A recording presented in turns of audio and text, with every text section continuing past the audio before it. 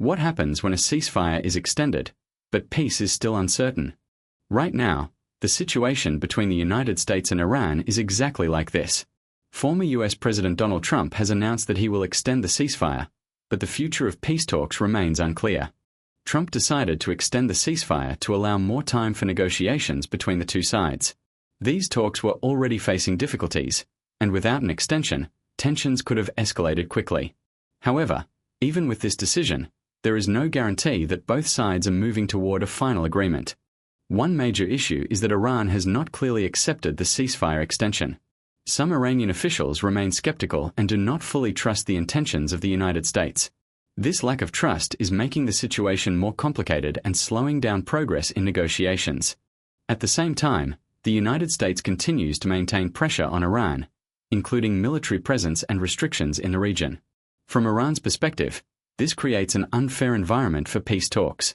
They believe negotiations should happen without pressure or threats. On the other hand, the US argues that such measures are necessary to prevent further escalation and to maintain control over the situation. The impact of this conflict is not limited to politics. Thousands of people have already been affected, and many families have been displaced.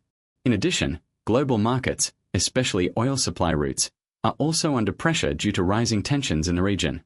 This shows that the situation is not just a regional issue, but something that affects the entire world.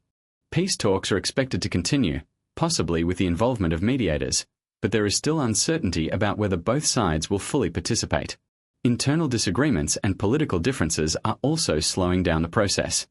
For now, this ceasefire is not a final solution. It is more like a temporary pause in a very complex and sensitive conflict. The coming days will be extremely important in deciding whether this situation moves toward peace or returns to tension. So the big question remains, is this a real step toward peace, or just a delay before the conflict begins again?